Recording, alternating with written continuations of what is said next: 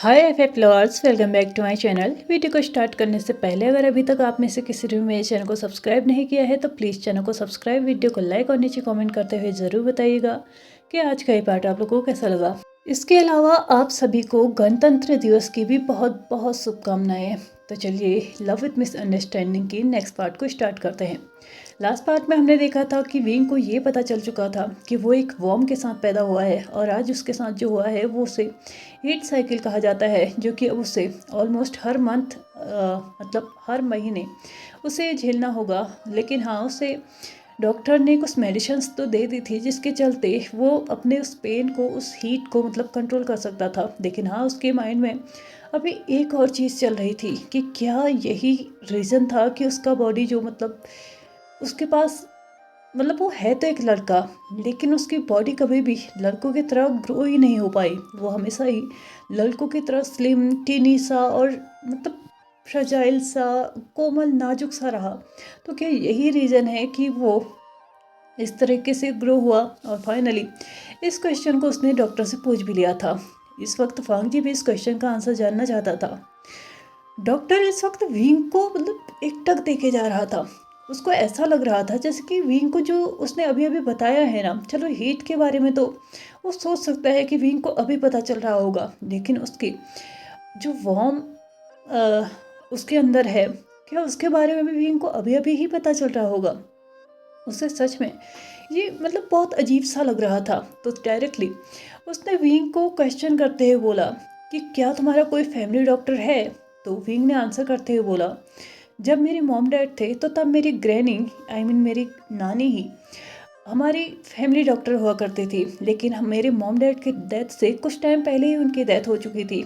लेकिन उनकी एक स्टूडेंट थी जो कि उस वक्त डॉक्टर तो नहीं थी, लेकिन हाँ मेरी ग्रैनी के साथ तो रहती थी, तो इसकी वजह से वो काफ़ी हद तक सब कुछ जानती थी। तो उसके बाद उसने हमारी मतलब नॉर्मल जो हमें तबीयत ख़राब वगैरह हो जाती थी तो वही हमें चेकअप किया करती थी। लेकिन उससे पहले हमारी ग्रैनी ही हमारी फैमिली डॉक्टर हुआ करती थी। और मेरे मॉम डैड के डेथ के बाद तो मुझे कभी ज़रूरत ही नहीं पड़ी कि मैं डॉक्टर्स के पास जाऊं या फिर उनसे अपना ट्रीटमेंट कराऊं। मैं कभी इस तरीके से बीमार ही नहीं हुआ। ये मेरे साथ आज पहली बार हो रहा है कि मैं इतनी बुरी तरीके से, वो भी अचानक बीमार हुआ हूँ। इसलिए मुझे नहीं पता कि क्या चल रहा है। तो तभी डॉक्टर विंग से पूछता है कि तुम कितने साल के थे जब तुम्हारी मॉम डैड की डेथ हुई थी? तो विंग आंसर करते हुए बोला, मैं 11 साल का था। अब वो डॉक्टर कम्प्लीटली समझ चुका था कि विंग उस वक्त एक बच्चा था, तो उसको उसके पेरेंट्स ने कुछ भी नहीं बताया होगा। लेकिन अगर उसके पेरेंट्स तब तक मतलब थे तो अब कौन सी बात है, 11 साल की उम्र तक अगर एक लड़का एक लड़कियों की तरह ग्रो हो रहा है तो उसका ट्रीटमेंट तो ज़रूर करवाया होगा, एटलीस्ट चेकअप तो ज़रूर करवाया होगा। इसलिए उसके पेरेंट्स तो ज़रूर जानते होंगे। लेकिन शायद विंग तब छोटा था, इसलिए उसे किसी ने कुछ बताया नहीं। और जब तक वो बताते तब तक उनकी डेथ हो चुकी थी। और साथ ही साथ कि करेंटली कोई फैमिली डॉक्टर भी नहीं है, तो ऑफकोर्स सी बात है उसको इस बारे में कुछ नहीं पता होगा। डॉक्टर ने सारी की सारी चीज़ें खुद ही अज्यूम कर ली थी, जो कि काफ़ी हद तक सही भी थी। डॉक्टर अब अपने साइलेंस को ब्रेक करते हुए फाइनली अपने शब्दों को अपने मुंह से बाहर निकालते हुए बोलता है, हाँ यही रीज़न है कि तुम्हारी जो बॉडी है इस तरीके से ग्रो हुई एक लड़कियों की तरह। लेकिन ऐसा हर केस में नहीं होता। अगर बाकियों कि मतलब बाकी बॉयज़ अगर वॉर्म के साथ पैदा होते हैं तो वो नॉर्मल ही एज ए बॉय ही वो ग्रो होते हैं। लेकिन कुछ एक आध केसेस में ऐसा हो जाता है जहाँ पे बॉय फिर लड़कियों की तरह रिएक्ट करना स्टार्ट कर देते हैं, लड़कियों की तरह ग्रो होना स्टार्ट कर देते हैं। लेकिन इसमें कोई और प्रॉब्लम नहीं है। मुझे लगता है कि ऐसा होना और भी अच्छा होता है। तुम अच्छे से अपनी प्रेगनेंसी में और भी ज़्यादा कंफर्टेबल रहोगे। अगर लड़कों की तरह तुम ग्रो हुए होते तो ऑफकोर्स सी बात है तुम्हें बहुत सारी परेशानियों का सामना करना पड़ता। लेकिन इस तरीके की बॉडी जो होती है वो प्रेगनेंसी को काफ़ी अच्छे से कंसीव कर लेती है और साथ ही साथ उनकी डिलीवरी में कोई ज़्यादा मुसीबत भी नहीं आती। इसी के साथ डॉक्टर ने अपनी सारी की सारी चीज़ें विंग को यहाँ पे बता दी थी। विंग को भी एक चीज़ तो कंफर्म हो चुकी थी कि वो एक वॉर्म के साथ पैदा हुआ है और इन फ्यूचर अगर वो इंटीमेट होता है किसी के भी साथ, वैसे किसी के भी साथ नहीं, वांग जी के ही साथ, तो अब कौन सी बात है वो वांग जी की बेबी को अपने वॉर्म में कैरी भी कर सकता है। लेकिन अब उसके दिमाग में एक और चीज़ चलने लगी थी कि क्या वांग जी को इस सब से कोई फ़र्क पड़ेगा? क्या वांग जी मेरे बारे में कुछ अजीबोगरीब तो नहीं सोचने लगेगा ना? क्या उसके लिए पहले ही ये डिफ़िकल्ट था कि वो एक लड़के से प्यार करता है, अब ऊपर से उस लड़के के पास वॉर्म भी है। तो क्या उसको कुछ अजीब सा फील नहीं होगा? क्या वो मुझसे डिस्गस्ट फील नहीं करेगा? विंग अब धीरे धीरे ये सब कुछ चीज़ें सोचने लगा था। वांग जी ने सारी जितनी भी फॉर्मेलिटीज़ थी वो 15 मिनट में कंप्लीट कर ली थी और इस वक्त लगभग रात के 2 बज रहे थे जब वो हॉस्पिटल से घर को वापस जा रहे थे। वांग जी ने विंग को फिर से आराम से अपनी कार तक लेके जाते हुए उसे पैसेंजर सीट पे बैठाते हुए उसकी सीट बेल्ट लगा दी और साथ ही खुद ड्राइविंग सीट पे जाके बैठ गया और ड्राइव करना स्टार्ट कर दिया। लगभग आधे घंटे में ही वो लोग आराम से, मतलब बहुत ज़्यादा जल्दी में भी नहीं और बहुत ज़्यादा तेज भी नहीं, वो आराम से अपने घर पहुंच चुके थे। घर पहुंचते ही विंग और वांग जी अपने रूम में, यानी कि वो जिस बेडरूम को शेयर कर रहे थे उसी बेडरूम में आ चुके थे। वांग जी ने फिर से विंग को आराम से बेड में लेटाते हुए उसके शूज उसके पैरों से निकालते हुए उसको जिस क्लोथ्स में अनकंफर्टेबल फील हो रहा था ना, यानी कि आउटर जो उसने पहने हुए थे जैकेट्स या फिर ट्राउजर्स, उनको चेंज कराने की कोशिश करने लगा। लेकिन तभी विंग ने वांग जी के हाथ को पकड़ते हुए डायरेक्टली उससे एक क्वेश्चन पूछ लिया कि क्या उसे कुछ डिस्गस्ट फील होता है, क्या उसे कुछ अजीब लगता है जब वो मेरे साथ होता है। तो तभी वांग जी ने आंसर करते हुए बोला, ये क्या क्वेश्चन है विंग, तुम ऐसा क्यों पूछ रहे हो। तो तभी विंग ने उसको आंसर करते हुए बोला, मुझे पता है तुम कोई गे नहीं हो, लेकिन हाँ तुम फिर भी मेरे साथ हो। क्या तुम्हें सच में कुछ अजीब फील नहीं होता? ऊपर से अब मेरे पास वॉर्म भी है। क्या क्या ये सब कुछ तुम्हें कुछ अजीब फील नहीं कराता? इन फ्यूचर तो क्या तुम्हें अजीब नहीं लगेगा जब कोई तुमसे ये कहेगा कि तुम्हारा बॉयफ्रेंड बेबीज कैरी कर सकता है? तो वांग जी ने विंग को अपनी तरफ खींचते हुए उसके लिप्स पे एक स्मॉल सा पैक करते हुए बोला, क्या तुम्हें लगता है ये कुछ अजीब फील करने की चीज़ है? क्या इसमें मुझे सेम फील करना चाहिए? क्या मुझे तुमसे डिस्गस्ट फील होना चाहिए? एक्चुअल में अगर तुम मेरी राय जानना चाहते हो तो शायद आज का दिन मेरे लिए बेस्ट डे है। तुम्हें पता है कल तक मुझे एक अजीब सी एक जब भी मैं अपने फ्यूचर के बारे में सोचता था, अपनी फैमिली के बारे में सोचता था ना, तो मुझे सच में लगता था कि शायद मेरी एक इच्छा जो है ना पिता बनने की, वो शायद कभी पूरी नहीं हो पाएगी और हमें बच्चे अडॉप्ट करने पड़ेंगे। लेकिन तुम्हें पता है आज मुझे ऐसा लग रहा है ना कि शायद सब कुछ ठीक है, सब कुछ ठीक है, जैसा मैं चाहता हूँ मेरी लाइफ वैसे चलेगी। मुझे कोई फ़र्क नहीं पड़ता कि तुम कौन हो, मुझे फ़र्क पड़ता है तो इस बात से कि तुम मुझे कंप्लीट करते हो और तुम आने वाले टाइम में मेरी फैमिली को भी कंप्लीट करोगे। मेरे लिए यही सबसे बड़ी बात है।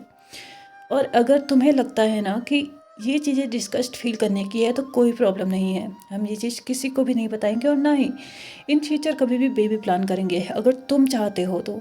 लेकिन इसके अलावा एक और चीज़ है तो जो तुम्हें जानने बहुत ज़्यादा ज़रूरत है। तुम भगवान का एक स्पेशल क्रिएचर हो जिसे भगवान ने ना बहुत ज़्यादा फुर्सत के साथ बनाया है। क्या तुमने सुना नहीं कि डॉक्टर ने क्या बोला? डॉक्टर ने बोला कि वॉर्म के साथ पैदा होने वाले मेल बहुत ज़्यादा कम होते हैं और ऊपर से तुम तो गर्ल्स के फीचर्स के साथ पैदा हुए हो। क्या तुम्हें लगता है कि ये एक नॉर्मल चीज़ है? क्या तुम्हें नहीं लगता कि आज का दिन हमारे लिए सबसे बेस्ट डे होना चाहिए जहाँ पे हमें बहुत ज़्यादा खुशियाँ मिली हैं विंग? तुम क्यों इस चीज़ को इस तरीके से देख रहे हो कि कोई तुम पे शर्म करेगा, कोई तुम्हें कुछ और बोलेगा? तुम आज तक अपने आप को छिपाते आए हो, आगे और कितना तुम अपने आप को छिपाना चाहते हो? मैं नहीं चाहता अब तुम अपने आप को एक पल के लिए भी छिपाओ। मैं चाहता हूँ कि सबको पता चले कि तुम कितने स्पेशल हो। तुम तुम वो कर सकते हो विंग जो कि कोई नहीं कर सकता। भगवान ने तुम्हें स्पेशल बनाया है विंग, तो इस स्पेशलिटी की कुछ तो कदर करो, कुछ तो इसको समझने की कोशिश करो कि भगवान ने तुम्हें ऐसा क्यों बनाया। क्या तुम इस बात को नहीं समझ पा रहे हो कि भगवान ने तुम्हें क्यों ऐसा बनाया? विंग वांग जी की बात को समझ तो पा रहा था, लेकिन उसका दिल ये मानने के लिए तैयार ही नहीं था कि वांग जी ने उसको पूरे दिल से अपनाया है। और इस बात को अपने दिल में ना रखते हुए विंग ने फिर से वांग जी से क्वेश्चन कर दिया कि क्या इन फ्यूचर तुम्हें कभी किसी चीज़ का रिग्रेट रहेगा? क्या तुम्हें कुछ अजीब फील नहीं होगा कि तुम एक लड़के के साथ रहते हो? विंग इससे भी आगे कुछ बोलना चाहता था, लेकिन वांग जी ने उसके लिप्स पे अपने फिंगर को रखते हुए उसको चुप करा दिया और फाइनली उसको आंसर करते हुए बोला कि विंग प्लीज़ मेरी बात पे यकीन करो, मैंने तुम्हें सच में अपने दिल से अपनाया है और अगर ऐसा नहीं होता तो मैं किसी के लिए, कोई मुझे फोर्स नहीं कर सकता। जो मेरे दिल में आएगा मैं वही करूँगा। यहाँ तक कि मेरी फैमिली तक मुझे किसी भी चीज़ के लिए फोर्स नहीं कर सकती। और इस चीज़ को तो अपने माइंड से निकाल ही दो कि दोबारा तुम्हें कभी इस बात के बारे में सोचना पड़े कि मुझे कोई प्रॉब्लम तो नहीं है ना, मैं तुम्हारा साथ चाहता हूँ, चाहे तुम कोई भी हो, मुझे कोई फ़र्क नहीं पड़ता। हाँ, एक टाइम था जब मुझे थोड़ा-सा झटका ज़रूर लगा था, जब मुझे ये पता चला था कि तुम एक लड़की ना हो के एक लड़के हो। लेकिन उस टाइम पे भी मेरे दिल में ये बिल्कुल भी नहीं आया था कि मैंने एक लड़की को पसंद किया है या एक लड़के को। मेरे दिल में सिर्फ़ एक बात थी तब कि तुमने अपनी आइडेंटिटी क्यों रिवील नहीं की? क्यों किसी को ये सब कुछ नहीं बताया? और क्या रीज़न था जो ये सब कुछ तुम्हें हर किसी से छिपाना पड़ा? बस मुझे इसी बात का दिक्कत था। बाकी इस चीज़ का बिल्कुल भी नहीं था कि मैंने तुमसे प्यार किया है और लास्टली तुम एक लड़के निकले। मुझे इस बात का कभी कोई अफ़सोस नहीं होने वाला और ना ही कभी किसी बात की मुझे मतलब इन फ्यूचर में तुमसे कुछ और उम्मीद नहीं रखता हूँ, या फिर हमारे बीच में इसकी वजह से तो कभी कोई प्रॉब्लम नहीं आएगी कि तुम एक लड़के हो और तुम जो भी हो मेरे लिए सिर्फ मेरे हो, मेरे लिए सिर्फ इतना ही मैटर करता है। ऐसा कहते हुए उसने फिर से विंग के फॉरहेड पे किस किया, लेकिन पता नहीं क्यों इस आंसर के बाद ना उसके दिमाग में कुछ नोटिस सूझ रहा था और उसने अपने उस दिमाग की उपज को अपने दिमाग में ना रखते हुए विंग के सामने उसको आराम से प्रस्तुत किया। जैसे कि वैसे पूछना तो ये मुझे चाहिए था, क्योंकि बॉटम का रोल तो तुम्हें ही प्ले करना है ना। ऐसा कहते हुए उसने विंग की नोच को पिंच कर दिया था, लेकिन विंग थोड़ी देर के लिए ना एकदम स्टिफ हो चुका था। उसको समझ ही नहीं आया कि वांग जी ने ये क्या बोला। लेकिन जब जाके उसको समझ में आया ना कि वांग जी ने उसको क्या बोला है, तो विंग ने वांग जी को अपने आप से दूर करते हुए बोला, क्या क्या कहा तुमने? यू डर्टी माइंडेड पर्सन, तुम ऐसा कैसे बोल सकते हो? ऐसा कहते हुए विंग ने खुद को वांग जी से अलग करते हुए चुपचाप बेड में जाके ब्लैंकेट को लेके अपने आप को इतनी मतलब पूरी तरीके से कवर कर लिया था ना कि वांग जी को उसका एक सर का एक बाल तक नहीं दिख रहा था। और वांग जी ने जैसे ही ये नोटिस किया ना कि विंग मतलब उसकी वजह से शर्मिंदगी महसूस करने लगा था, तो वो वहाँ पे खड़े खड़े ही ठहाके लगा के हंस रहा था। और कुछ देर के बाद ही जब उसका हंसना कंप्लीट हो चुका था, वो वहाँ पर से खुद भी बेड में जाता है, विंग को अपनी तरफ खींचते हुए दोनों ही कडल करते हुए बहुत ही आराम से और बहुत ही शांति के साथ सो गए थे। और ये नींद उनके लिए बहुत ज़्यादा स्पेशल थी, क्योंकि सच मानो तो वांग जी के लिए आज का दिन बहुत अच्छा था, जहाँ पे उसको बहुत बड़ा सरप्राइज़ मिला था। कहीं ना कहीं वांग जी के दिमाग में एक चीज़ तो हमेशा चलती थी कि इन फ्यूचर अगर विंग और वांग जी शादी करते हैं तो उन्हें बेबीज़ के लिए या फिर उन्हें अडॉप्ट करना होगा, या फिर सैरोगेसी के थ्रू ही वो बेबी को मतलब अपनी लाइफ में लेके आ सकते हैं। लेकिन वांग जी का एक चीज़ तो क्लियर था कि वो अपनी सेल्फिशनेस के लिए किसी और की जान को दाव पे नहीं लगा सकता, क्योंकि वो अच्छे से जानता है एक बच्चे को जन्म देना कितना मुश्किल काम होता है। इसलिए उसने ये तो सोच रखा था कि वो सैरोगेसी के थ्रू किसी को भी अपने बच्चे को जन्म देने के लिए नहीं बोलेगा, लेकिन हाँ, अडॉप्शन उसके पास ज़रूर ऑप्शन था। लेकिन आज उसको सच में बहुत ज़्यादा खुशी हो रही थी कि फाइनली उसका विंग एक बेबी को जन्म दे सकता है। और उसके लिए इतनी बड़ी खुशी की बात थी ना कि मानो रात भर की जो उसकी आज नींद उसने निकाली थी ना, वो इतनी स्पेशल थी कि सुबह 6 बज जाने के बाद तक उसकी नींद नहीं खुली थी। दिन ऐसे ही हंसी खुशी निकल रहे थे, बहुत ज़्यादा उन दोनों की लाइफ बहुत अच्छी चल रही थी और लगभग 4 साल निकल चुके थे।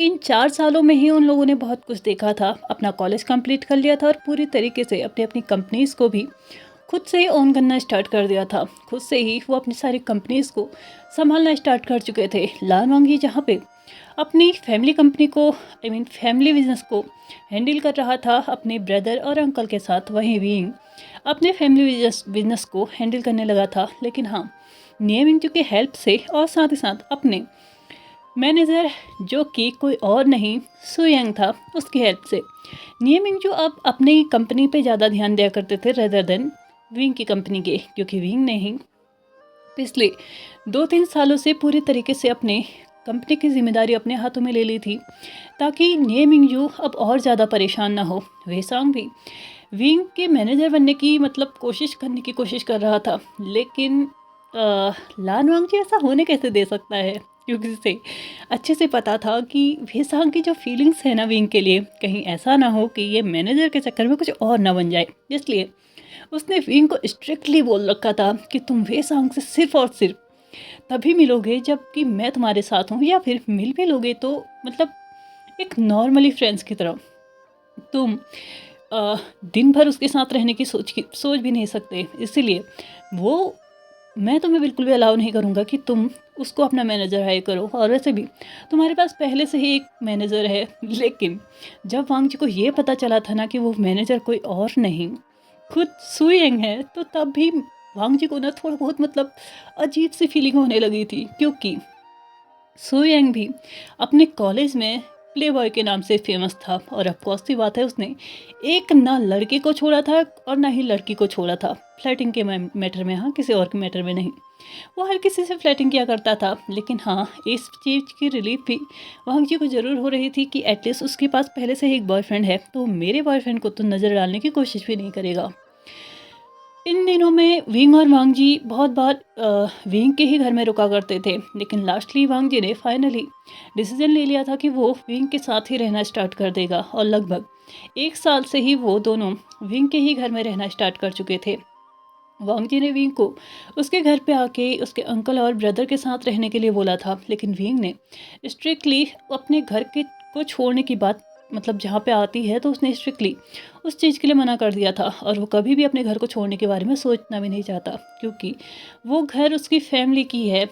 उसकी मॉम डैड ने बहुत सारी यादें वहाँ पे छोड़ी हैं, तो वो उस घर को नहीं छोड़ना चाहता।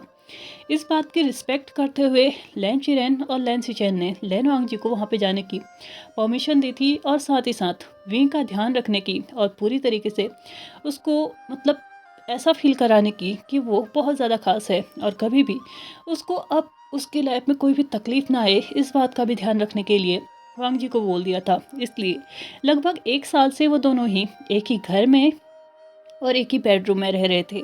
लेकिन अभी तक उन दोनों में से किसी ने भी अपने फिज़िकल जो रिलेशनशिप होते हैं ना, उनको आगे बढ़ाने की कोशिश नहीं की थी, क्योंकि उन दोनों की जो पहले ही ये बात हो चुकी थी कि जब तक वो अपनी मतलब बिजनेस में अच्छे से मतलब सेटल नहीं हो जाते हैं, अच्छे से उसको मैनेज नहीं कर लेते हैं, एटलीस्ट तब तक तो उन्हें खुद को मतलब इस सब चीज़ों से दूर रखना चाहिए, क्योंकि एक बार ये चीज़ें उनकी लाइफ में स्टार्ट होंगी तो कहीं ना कहीं ध्यान इसके ऊपर भी जाएगा। शादी वगैरह, मैरिड लाइफ और सेक्सुअल लाइफ, इन सब चीज़ों में उनका ध्यान ज़रूर जाएगा। कहीं ऐसा ना हो कि इसकी वजह से वो अपने बिजनेस पे कुछ लॉस कर दे। हाँ, ये नहीं है कि शादी के बाद वो लोग बिजनेस नहीं करेंगे, लेकिन हाँ, तब तक उन्हें एक्सपीरियंस हो जाएगा चीज़ों को मैनेज करने का, उन्हें बहुत अच्छा खासा सा एक्सपीरियंस हो जाएगा। इसलिए वो चाहते थे कि वो कुछ टाइम ले, जिसके लिए वो दोनों ही बहुत अच्छे से एग्री कर रहे थे। बहुत अच्छे तरीके से उनकी लाइफ चलती थी, बहुत मतलब जैसे एक परफेक्ट लाइफ होनी चाहिए वैसी चल रही थी। लेकिन कुछ दिनों पहले तक जहाँ पे विंग ऑफिस से लेट आता था, लेकिन आजकल वो रूटीन वांग जी का बना हुआ था, और वांग जी विंग को स्ट्रिक्टली बोल दिया करता था कि कभी भी उसके लिए डिनर पे वेट मत किया करे। अगर उसे लगे कि वो 9 बजे के बाद घर पहुँच रहा है तो प्लीज़ खाना खा लेना और सो भी जाना। मुझे जब टाइम होगा मैं घर आ जाऊँगा, और कीज़ मेरे पास पहले से ही रहती हैं और एक्सेस भी हैं, तो मुझे तुम्हें उठाने की भी ज़रूरत नहीं है। ऐसा कहते हुए लगभग 1 हफ्ते से विंग वांग जी के लिए ना ही डिनर पे वेट करता था और ना ही सोने के लिए, क्योंकि उसे भी पता था कि सुबह जल्दी आना है उसे भी, और उसे भी अपने ऑफिस के लिए निकलना है, इसीलिए वो सो जाता था। आज लेकिन वांग जी थोड़ा जल्दी आ चुका था, तो इसलिए उन दोनों ने डिनर भी साथ में किया था, और इस वक्त वो अपने बेड पे एक दूसरे को कडलिंग करते हुए आराम से सोए हुए थे।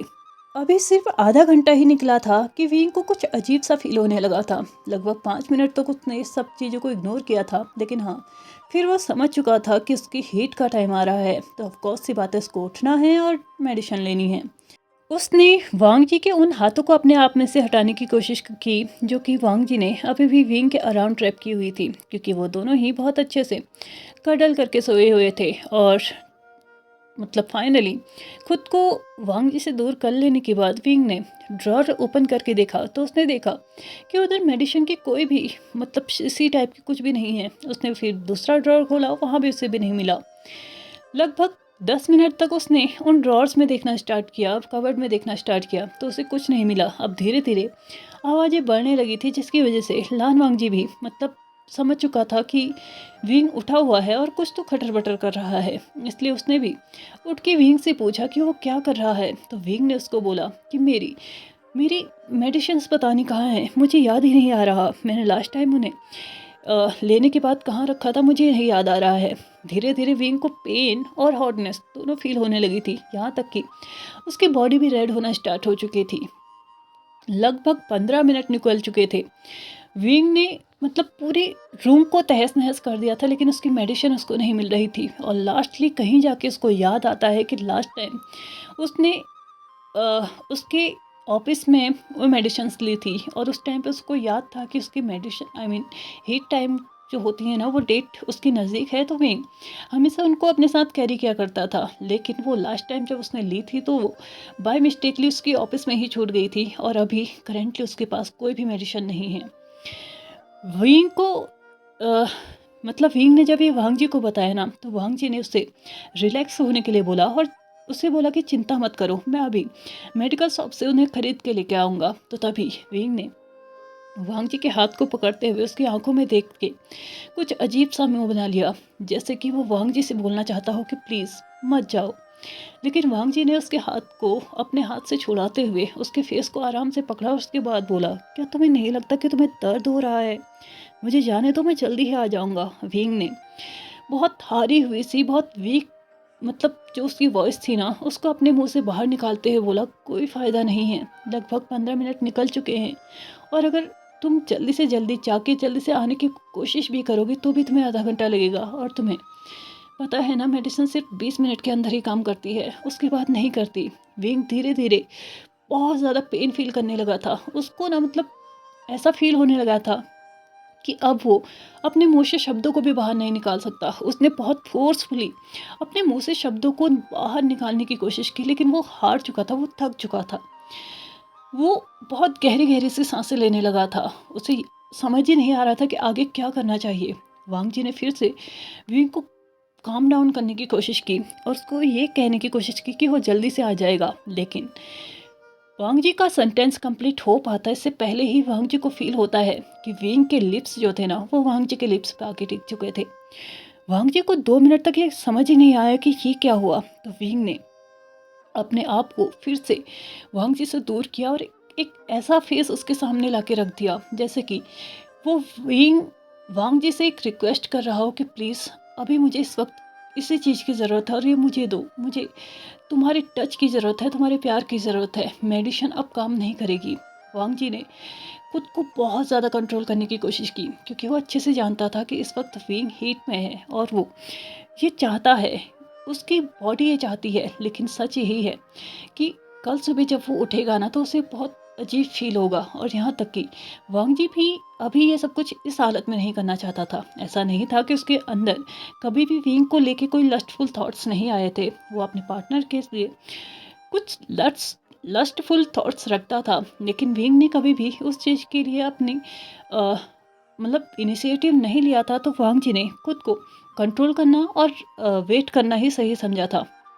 लेकिन इस वक्त विंग ने इनिशिएटिव तो लिया था, लेकिन उस हालत में जहाँ पे वांग जी को एक ऐसा महसूस होने लगा था ना कि शायद अगर वो इस वक्त ऐसा कुछ करता है ना, तो वो विंग का फ़ायदा उठाने के बराबर होगा, और वो नहीं करना चाहता था। वो विंग को खुद से दूर करने की, उसको सहला सहला के काम डाउन करने की कोशिश कर रहा था। लेकिन विंग जितना टाइम निकलते जा रहा था, उसकी नीड्स बढ़ते जा रही थी। ऐसा लग रहा था कि अगर अब उसको वो चीज़ नहीं मिली ना, अगर इस वक्त उसको वांग जी का टच ना मिला, वांग जी का प्यार ना मिला, तो शायद वो कल सुबह तक जिंदा नहीं रह पाएगा।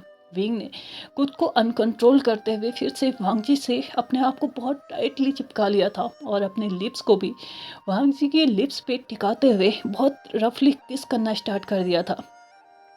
लगभग 2 मिनट तक वांग जी ने खुद को कंट्रोल करने की कोशिश तो की, लेकिन एक इंसान कब तक खुद को कंट्रोल कर सकता है, जबकि सामने से खुद उसको मतलब चाहे कितना भी स्ट्रिक्ट पर्सन क्यों ना हो। लेकिन हाँ, इस वक्त वांग जी भी धीरे धीरे अपने कंट्रोल को अब खोने के लिए तैयार था। और लगभग 5 मिनट के बाद फाइनली वांग जी ने विंग को बेड में ला के रख दिया था, और अब वो भी विंग को उतने ही पैशन के साथ, उतने ही रफली, उतने ही हंग्रीली किस करना स्टार्ट कर चुका था। अब वांग जी ने खुद के लिप्स को विंग के लिप्स से थोड़ा सा दूर करते हुए विंग को थोड़ा टाइम दिया कि वो सांस ले सके, क्योंकि लगभग 5 मिनट से वो दोनों इतने ही हंग्रीली किस किए जा रहे थे। विंग ने फिर से वांग जी को खुद की तरफ खींचा, और फिर से किस करना स्टार्ट किया। वांग जी ने भी धीरे धीरे अब विंग को मतलब उसकी बॉडी पे टच करना स्टार्ट किया। थोड़ी देर के बाद फिर से उन लोगों ने अपने किस को ब्रेक करते हुए फिर से सांस लेना जरूरी समझा और अब वांग जी ने धीरे धीरे विंग के फॉरहेड से लेके उसके नेक तक, उसके ऑल ओवर फेस से लेके उसके जॉ लाइन पे, उसके नेक पे किसेस करना स्टार्ट किया। यहाँ तक कि उसके नेक पे बाइट करना भी स्टार्ट किया और धीरे धीरे उसके हाथ विंग के उन रोप्स पे थे, या ये कहो कि उन क्लोथ्स में थे जो कि उसने अपने नाइट ड्रेस के रूप में पहने हुए थे। उसने लगभग 5 मिनट के अंदर ही खुद को भी और विंग को भी एकदम नेकेड कर लिया था और फाइनली उनका लव सेशन स्टार्ट हो चुका था। घंटों निकल जाने के बाद फाइनली सुबह के 3 बजे की समथिंग वो दोनों ही बेड में एक दूसरे को आराम से कडल करके सोए हुए थे। वांग जी ने सोने से पहले ही खुद को भी और विंग को भी अच्छे से क्लीन कर दिया था और साथ ही साथ उन दोनों को ही अपने अपने कपड़े भी पहना लिए थे और इस वक्त वो दोनों ही आराम से कडल करके सोए हुए थे। समय फिर से निकल चुका था और सुबह के 5 भी बज चुके थे। वांग जी को रोज की तरह ही उठना भी था और ऑफिस में इम्पॉर्टेंट काम होने की वजह से उसे जल्दी भी जाना था। वैसे तो वो विंग को अपने साथ ही उठा लेता था, लेकिन अगर विंग फिर भी नहीं उठता था तो एटलीस्ट उसको ब्रेकफास्ट के लिए तो ज़रूर उठा लेता था। लेकिन आज शायद वांग जी का मूड नहीं था विंग को उठाने का, क्योंकि वो अच्छे से जानता था लास्ट नाइट उन लोगों के साथ जो भी हुआ है, उनके बीच में जो कुछ भी हुआ है, उसकी वजह से विंग काफ़ी हद तक थक गया होगा। इसलिए उसे रेस्ट की ज़रूरत है और उसको जहाँ तक पता है विंग की कंपनी में इतना कोई ज़्यादा इम्पोर्टेंट काम भी नहीं चल रहा है, जिसकी वजह से अगर विंग थोड़ा लेट भी हो जाता है तो उसे किसी चीज़ का मतलब उसको अपना काम किसी हरी भरी में करना होगा। इसलिए उसने उस वक्त तो विंग को नहीं उठाया। उसने फटाफट से जाके अपने मॉर्निंग रूटीन्स को कंप्लीट किया। साथ ही नीचे जाके उसने किचन में अपने लिए और विंग के लिए ब्रेकफास्ट भी बना लिया था, लेकिन विंग अभी तक नहीं उठा था। वांग जी फिर से अपने रूम में वापस आता है तो वो देखता है कि विंग फिर से सोया पड़ा था। उसको समझ ही नहीं आ रहा था कि उसको विंग को उठाना चाहिए या नहीं, क्योंकि विंग इस वक्त बहुत ज़्यादा टायर्ड भी होगा तो ऑफकोर्स सी बात है उसे सोने की भी ज़रूरत है। लेकिन हाँ, अगर उसने नहीं उठाया तो विंग शायद शाम को जब वो घर पहुंचेगा तो इस बात की उसकी शिकायत करेगा कि वो ऐसे कैसे उससे बिना मिले ही, बिना गुड मॉर्निंग विश किए ही यहाँ से चला गया। लेकिन इस वक्त उसकी बॉडी को रेस्ट की भी ज़रूरत है। तो ऑफकोर्स सी बात है वांग जी ने सिंपली लास्टली ये डिसीजन लिया कि वो विंग को ऐसे ही सोते हुए छोड़ के चले जाएगा। उसने विंग की तरफ बढ़ते हुए विंग के फॉरहेड पे किस किया और वहीं पे ड्रॉर पे रखे हुए स्टिकी नोट्स को निकाला। उसमें से एक स्टिकी नोट्स में उसने एक नोट लिखा जो कि विंग के लिए था और उसको विंग के फॉरहेड पे लगा के आराम से वो ऑफिस के लिए निकल चुका था। ऑफिस चले जाने के बाद लगभग घर में 9 बजे तक विंग अभी तक सोया पड़ा था। विंग जैसे ही उठता है तो उसको अपने फॉरहेड पे कुछ महसूस होता है जो कि कुछ और नहीं, वांग जी का लगाया हुआ स्टिकी नोट था। उसने जैसे ही उसको अपने फॉरहेड से हटाया तो उसने देखा कि ये वांग जी के एंड से है, जिसमें लिखा हुआ है कि फर्स्ट उसको बहुत अच्छे से शावर लेना है, बहुत गर्म पानी से खुद को अच्छे से रिलैक्स फील कराना है। उसके बाद उसने नीचे जाना है जहाँ पे उसके लिए ब्रेकफास्ट पहले से रेडी है। अगर वो ठंडा हो गया हो तो उसे गर्म कर लेना, ठंडा खाना बिल्कुल भी नहीं खाना। और हाँ, हो सकता है मुझे आज भी लेट हो जाए तो तुम डिनर के लिए मेरा वेट मत करना, और अगर हो सके तो आज दिन भर रेस्ट कर लेना। इतने के साथ ही वो स्टिक नोट यहाँ पे ख़त्म हो चुका था और साथ ही साथ विंग का एक अलग सा लुक वहाँ पे बन चुका था। और वो लुक क्या था ये हम देखेंगे नेक्स्ट पार्ट में। तो चलिए फ्रेंड्स, आज के इस पार्ट को हम यहीं पे ख़त्म करते हैं। वीडियो पसंद आया तो please like share subscribe and comment करते हुए जाएगा। Thank you so much for watching my video and bye bye.